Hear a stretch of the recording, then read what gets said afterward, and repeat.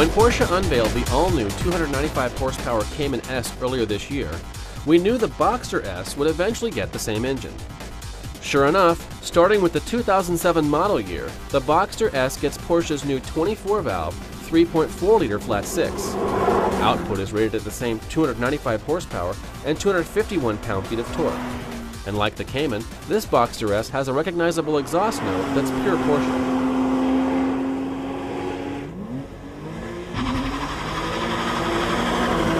Porsche says this newly invigorated Boxster S can run from 0 to 60 in about 5 seconds and has a top speed of 169 miles per hour.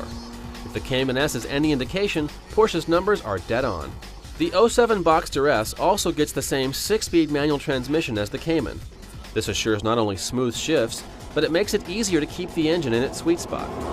On the highway, passing is effortless as the flat six has power in reserve even without downshifting. On tighter roads, the Willing engine is always smooth, which allows you to make full use of the wide power band and 6-speed gearbox. The car also delivers a surprisingly compliant ride thanks to the Boxster's adjustable sport suspension. In normal mode, it's soft enough for everyday driving, while dialing up sport mode tightens both the suspension and throttle mapping for serious sprints through back roads.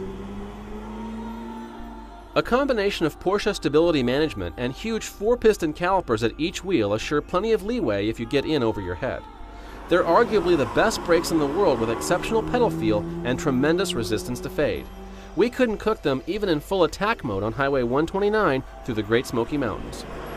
The optional 19-inch wheels and tires not only give this year's Boxster a unique look, they provide loads of grip in fast corners while maintaining a civilized ride quality. Other notable options include a color-matched console and roll bar, excellent Bose sound system, and a sports chrono package which includes a dash-mounted lap timer. The Boxster S is rewarding to drive with the top up or down, but Porsche didn't overlook the practical details. The top drops with a touch of one button and the whole thing is off and stored in about 12 seconds. Dropping the Cayman S engine into the Boxster S was a no-brainer, and the results are very impressive. That upgrade means the Boxster S now has more power and a perfectly matched transmission, along with world-class brakes and a perfectly balanced chassis. With all that in mind, we predict the Porsche Boxster S will retain its rightful place among the best roadsters in the world. Inspiring as the Tamura, while still feeling as focused and as well built as Honda's S2000. And it has to offer the same sort of top value as the MR2 and MX-5 and have the same sort of pedigree as the Elise. And it needs to be as chuckable as the VX220 and also usable for the odd track day, so it can mix it with the Caterhams and Radicals of this world. And on fifth gear, we agree there is still only one car that can do all of that. The Porsche Boxster. It may have been on sale for 6 years, and it may not seem to know its front from its rear, but nothing we've tested can beat it.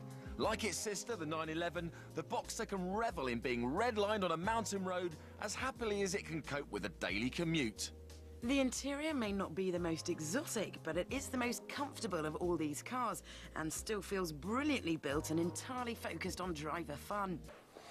So here's the bottom line. In the world of sports cars, this little car is one of the slowest depreciators, one of the fastest sellers, one of the most reliable, one of the cheapest, relatively speaking, to own and buy, and the one that has so little that goes wrong.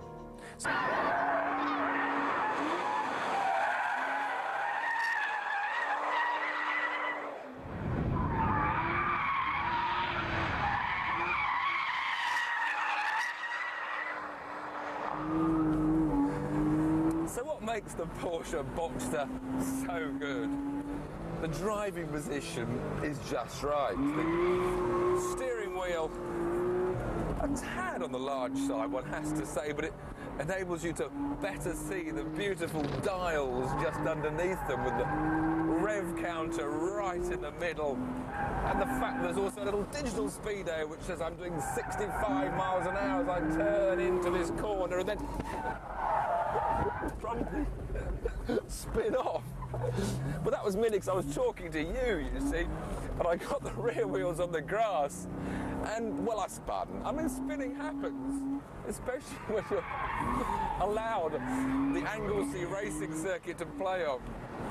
But then again, there's that lovely engine tone behind you. That classic Porsche tone that's actually been tuned so it gives just the right noise without being noisy. Then there's that handling balance, which, although maybe it's a little bit over the top, is generally neutral. It's mid-engine. The steering, communications, everything you could want. You do need to concentrate, obviously, on a circuit. And there's a 6-speed gearbox, which just flips between ratios. That's where we spun last time, and we nearly spun again. And the fact that I can have so much track day fun with only 260 horsepower shows you don't need brutal power if the balance is right.